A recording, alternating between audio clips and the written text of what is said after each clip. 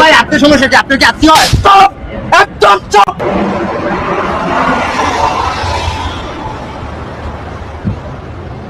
আপনি কি করতেছেন এখানে? কি করতেছি? হ্যাঁ, কি করতেছি? আপনি একটা ভদ্র মানুষ আর সে একটা পাগলি। একদম দাঁড়াবি, কোন নড়াচড়া করবি না। তুই একটা ভদ্র মানুষ, তোর কেমনে রুচিটা বাজলো এরকম পাগলির সাথে? ভাই আপনার সমস্যা কি? আপনার কি আত্মীয় হয়? চুপ, একদম চুপ। বেয়াদব কোথাকার। তোর কি লজ্জা শরম বলতে কোনো কিছু নাই?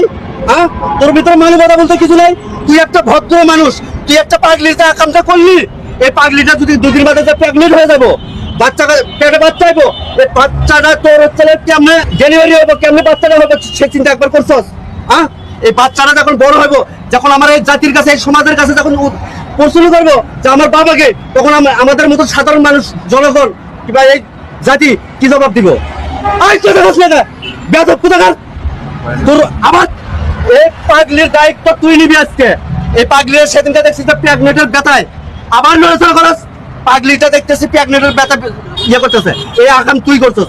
এই পাগলির দায় ভার তোরই নিতে হইব।